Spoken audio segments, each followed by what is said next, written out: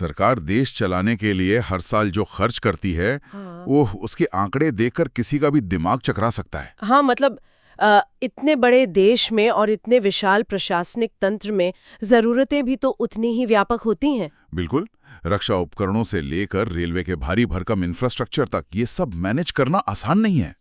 तो आज के इस गहरी चर्चा में हम इसी विषय का विच्छेदन करेंगे। और ये चर्चा बहुत दिलचस्प होने वाली है क्योंकि हम रेल ज्ञानांजलि चैनल के विस्तृत शोध और स्रोत सामग्री पर बात कर रहे हैं। सही कहा। हमारा आज का मिशन यही है कि हम गहराई से समझें सरकार अपनी जरूरत की चीजें आखिर खरीदती कैसे है। अगर मैं एक बहुत ही आसान सा उदाहरण दूं तो जैसे हम लोग Amazon या Flipkart से ऑनलाइन शॉपिंग करते हैं ना। हाँ, बस एक क्लिक किया और सामान घर आ जाता है। बस कुछ वैसा ही भारत सरकार ने भी अपनी खरीदारी के लिए एक ऑनलाइन प्लेटफॉर्म बना लिया है जिसे जेम यानी गवर्नमेंट ई मार्केट प्लेस कहते हैं। यहाँ सबसे दिलचस्प बात यह है कि ये सिर्फ एक वेबसाइट नहीं है।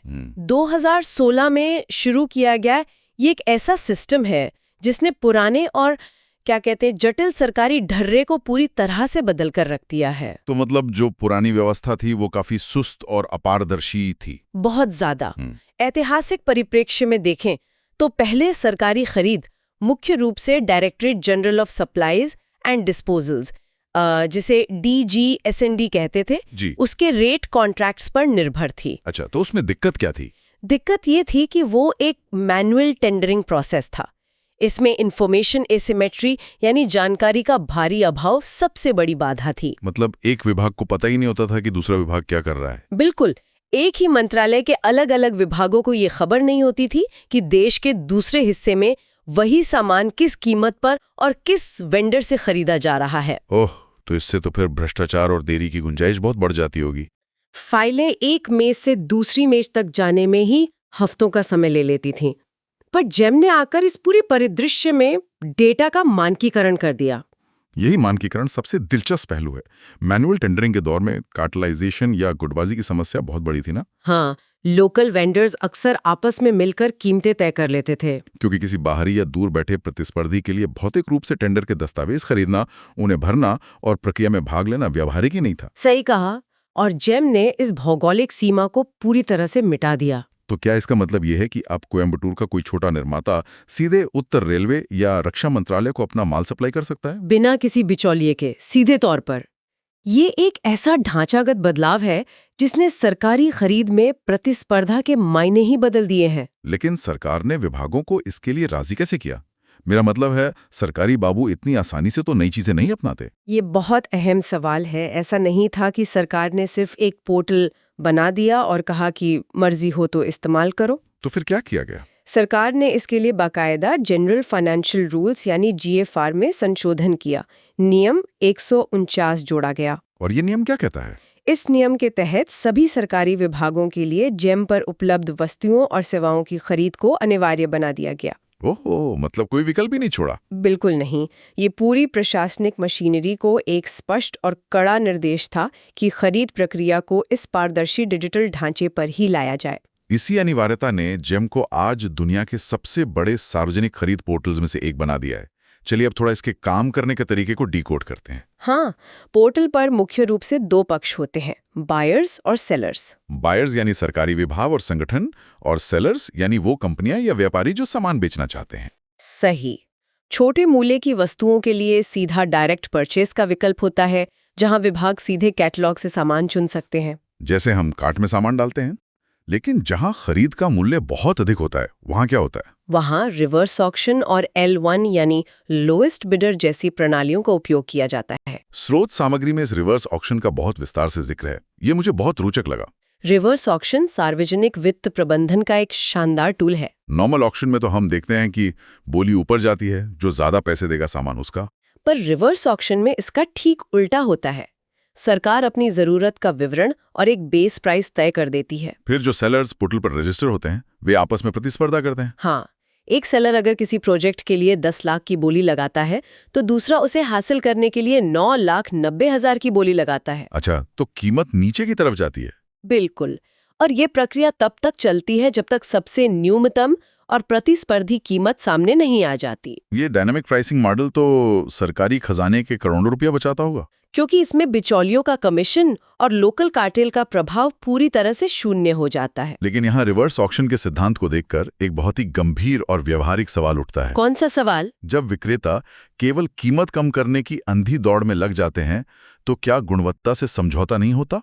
ये एक बहुत ही वाजिब शंका है जो अक्सर लोगों के मन में आती है, खासकर सरकारी परियोजनाओं ने। और अगर हम रेलवे जैसे अत्यंत संवेदनशील क्षेत्र की बात करें, जहां लाखों लोगों की सुरक्षा दांव पर होती है, वहां सिर्फ सबसे सस्ता सामान खरीदना तो बहुत बड़ा जोखिम है। एकदम सही बात है। कोई भी सोच सकता है कि ये सिस्टम टैक्स पेयर के पैसे से महज कबाड़ तो इकट्ठा नहीं कर रहा। इसका समाधान जेम के 2-बिट सिस्टम में गहराई से बुना गया है। ये 2-बिट सिस्टम क्या होता है? रिवर्स ऑक्शन में हिस्सा लेने से पहले हर सेलर को टेक्निकल बिड से गुजरना होता है। विभाग अपनी तकनीकी विशेषताएं पहले ही पोर्टल पर डाल देता है। यानी क्वालिटी के पैमाने पहले ही तय हो जाते हैं। हाँ, सेलर्स को साबित करना होता है कि उनका उत्पाद उन कड़े तकनीकी पैमानों पर खरा उतरता है। जो वेंडर इस तकनीकी मूल्यांकन में फेल हो जाते हैं, वो वित्तीय बोली या रिवर्स ऑक्शन में हिस्सा ही नहीं ले सकते। बिल्कुल नहीं, वो बाहर हो जाते हैं। यानी जो लोग आपस में कीमत कम करने की प्रतिस्पर्धा कर रहे हैं, वे सभी पहले ही ये प्रमाणित कर चुके हैं कि उनका सामान सरकार द्वारा तय की गई उच्च गुणवत्ता का है। ये स्पष्टीकरण बहुत जरूरी था। इससे क्वालिटी बनाम कॉस्ट की बहस पूरी तरह से खत्म हो जाती है। इसके अलावा वेंडर रेटिंग और थर्ड पार्टी इंस्पेक्शन के नियम भी तो हैं। हाँ, जो ये सुनिश्चित करते हैं कि गुणवत्ता के साथ कोई खिलवाड़ न हो।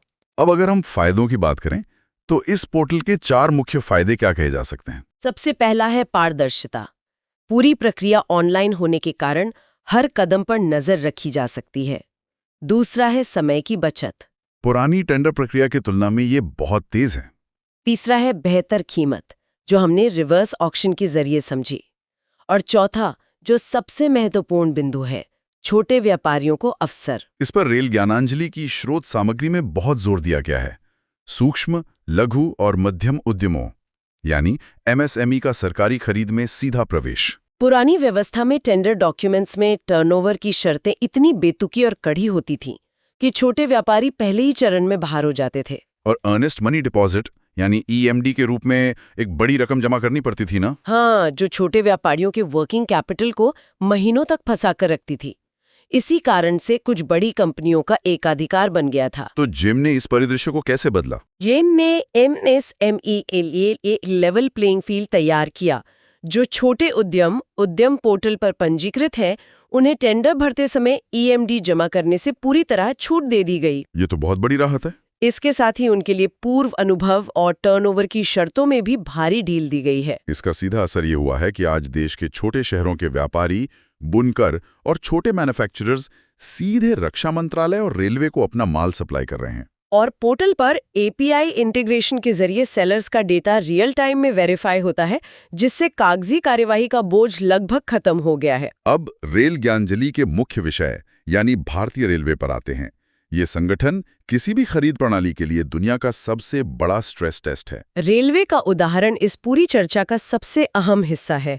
68 से अधिक मंडलों, कई उत्पादन इकाइयों और RDSO जैसे संस्थानों के साथ रेलवे का सप्लाई चेन मैनेजमेंट अपने आप में एक अलग विज्ञान है। रेलवे को सिर्फ स्टेशनरी नहीं चाहिए, उन्हें ट्रैक के रखरखाव के लिए भारी मशीनरी, लोकोमोटिव के स्पेयर पार्ट्स, जटिल सिग्नलिंग केबल, रोलिंग स्टॉक के कलपुर्जे और यहाँ तक कि स्टेशनों की साफ सफाई के लिए मैकेनाइज्ड कॉन्ट्रैक्ट्स भी चाहिए होते हैं। जेम ने इतने विशाल इकोसिस्टम में अपनी जगह कैसे बनाई? पारंपरिक रूप से भारतीय रेलवे अपनी खरीद के लिए एक बहुत ही केंद्रीकृत सिस्टम पर निर्भर था। जोनल रेलवे के स्टोर्स डिपार्टमेंट इसे कंट्रोल करते थे। तो अगर किसी छोटे रेलवे स्टेशन या डिवीजन को तत्काल कुछ चाहिए तो क्या होता था? जरूरत पूरी होने में महीनों लग जाते थे। जेम ने इस वित्तीय शक्ति का विकेंद्रीकरण किया है। डिसेंट्रलाइजेशन। हाँ, आज एक डिविजनल रेलवे मैनेजर यानी DRM को अगर अपने मंडल में सुरक्षा से जुड़े किसी उपकरण की तत्काल आवश्यकता है, तो उसे रेलवे बोर्ड या जोनल मुख्यालय के लंबे टेंडर का इंतजार नहीं करना पड़ता। वो सीधे जेम पोर्टल के जरिए खरीद सकता है, अपनी वित्तीय शक्तियों का उपयोग करते हुए कुछ ही दिनों में। और इसका सीधा असर रेलवे के आधुनिकीकरण पे दिख रहा है। रेल ज्ञानांजलि की रिपोर्ट के अनुसार चाहे वंदे भारत एक्सप्रेस जैसी नई ट्रेनों का उत्पादन हो या अमृत भारत स्टेशन योजना के तहत स्टेशनों का पुनर्विकास, इन सभी महत्वाकांक्षी परियोजनाओं में सप्लाई चेन की बाधाओं को कम करने में जेएम ने क्रिटिकल भूमिका निभाई है। पहले टेंडर डिस्चार्ज हो जाने के कारण कंस्ट्रक्शन प्रोजेक्ट रुक जाते थे, लागत बढ़ जाती थी। अब just in time inventory management का कॉन्सेप्ट आ गया। बिल्कुल। जब रेलवे जैसी संस्था अपनी इन्वेंट्री को सुव्यवस्थित करती है तो उससे जो पूंजी बचती है वो सीधा रेलवे के सेफ्टी और इंफ्रास्ट्रक्चर फंड में जाती है। और रेलवे का अपना जो ई प्रोक्योरमेंट सिस्टम है, IREPS, उसका जेम के साथ इंटीग्रेशन भी तो हुआ है। ये एक मास्टर स्ट्रोक है। इससे रेलवे के अधिकारियों को 2 अलग-अलग प्लेटफॉर्म्स पर काम करने की जरूरत नहीं पड़ती। डेटा का निर्बाध प्रवाह सुनिश्चित होता है और ऑडिट ट्रेल इतनी मजबूत हो जाती है कि वित्तीय अनियमितता की गुंजाइश खत्म हो जाती है। जब रेलवे करोड़ों रुपए के लुब्रिकेंट्स या OHE फिटिंग्स की खरीद करता है तो पूरी प्रक्रिया का एक-एक क्लिक सर्वर पर दर्ज होता है। ये डिजिटल लॉग्स ही पारदर्शिता की असली गारंटी हैं। इन्हें मिटाया या बदला नहीं जा सकता। कोई अधिकारी किसी विशेष वेंडर को लाभ पहुंचाने के लिए टेंडर की तारीखों में हेरफेर नहीं कर सकता। और हमें यह नहीं भूलना चाहिए कि ये सिर्फ सामान की खरीद तक सीमित नहीं है। सेवाओं की भी खरीद हो रही है अब तो। हाँ, सरकार अपनी कंसल्टेंसी सर्विसेज, IT सॉल्यूशंस और मैनपावर आउटसोर्सिंग भी इसी पोर्टल से कर रही है। पर सेवा की गुणवत्ता मापना तो बहुत सब्जेक्टिव होता है ना। सामान की तरह आप उसे छूकर तो नहीं देख सकते। इसीलिए जेम ने सर्विस लेवल अग्रीमेंट्स यानी SLA को पोर्टल के भीतर ही स्टैंडर्डाइज कर दिया है। तो अगर कोई वेंडर SLA का पालन नहीं करता है तो सिस्टम स्वतः ही पेनल्टी लगा देता है। ये ऑटोमेशन का ऐसा स्तर है जो कुछ दशक पहले तक भारतीय प्रशासनिक व्यवस्था में अकल्पनीय था। तस्वीर यही उभर कर आती है कि जेम महज एक ई-कॉमर्स वेबसाइट नहीं है, ये भारत के आर्थिक प्रशासन का एक नया ऑपरेटिंग सिस्टम है। ये उस पैसे के कुशल उपयोग की कहानी है जो देश का करदाता अपनी मेहनत की कमाई से सरकार को देता है। जब एक छोटे से गांव का उद्यमी रेलवे को सीधे अपना उत्पाद बेचकर रोजगार पैदा करता है और बदले में रेलवे को पारदर्शी तरीके से सही कीमत पर सामान मिलता है, तो ये पूरी अर्थव्यवस्था के लिए एक विन विन स्थिति बन जाती है। सही बात है। और ये विन विन स्थिति हमें भविष्य के एक बहुत ही विचारोत्तेजक सवाल की तरफ ले जाती है। कैसा सवाल? आज हमने देखा कि कैसे जेम ने टेंडर की पुरानी प्रक्रिया को हाशिए पर धकेल दिया है। इस सिस्टम की डिजिटल प्रकृति को देखते हुए एक परिकल्पना उभरती है। बताइए। अगर पूरी खरीद प्रक्रिया का हर एक डेटा पॉइंट डिजिटल रूप से कैप्चर हो रहा है, तो क्या आने वाले समय में ब्लॉकचेन जैसी तकनीक के जरिए इस डेटा को पूरी तरह से विकेंद्रीकृत और पब्लिक डोमेन में लाया जा सकता है? मतलब सब कुछ पूरी तरह से ओपन हो जाए? हाँ, क्या हम उस भविष्य की ओर बढ़ रहे हैं जहां पारंपरिक ऑडिट की जरूरत ही खत्म हो जाएगी क्योंकि पूरा सिस्टम बाय डिफॉल्ट ऑडिटेबल होगा? ये तो बहुत ही क्रांतिकारी आइडिया है। जरा सोचिए, क्या भविष्य में ऐसा हो सकता है कि कोई आम नागरिक अपने स्मार्टफोन पर एक ओपन सोर्स पब्लिक डैशबोर्ड खोले और सीधे यह देख सके कि उसके शहर से गुजरने वाली नई वंदे भारत ट्रेन के लिए जो पुर्जे खरीदे गए हैं वे किस वेंडर से और किस कीमत पर आए हैं? बिल्कुल। जिस दिन ये हाइपर ट्रांसपेरेंसी आ जाएगी उस दिन सार्वजनिक वित्त प्रबंधन का वास्तविक लोकतंत्रीकरण पूरा होगा। यह वास्तव में एक ऐसा विचार है जो भविष्य की अपार संभावनाओं के दरवाजे खोलता है।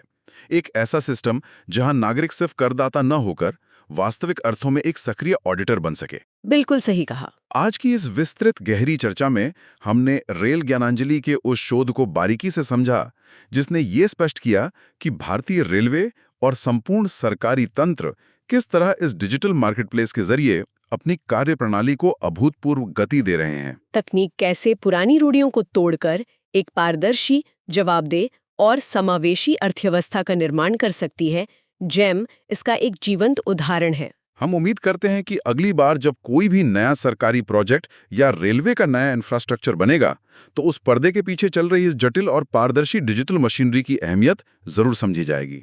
नए विचारों और विश्लेषणों के साथ सीखते रहिए। आज की चर्चा में बस इतना ही। सुरक्षित रहें और अगली बार तक के लिए अलविदा।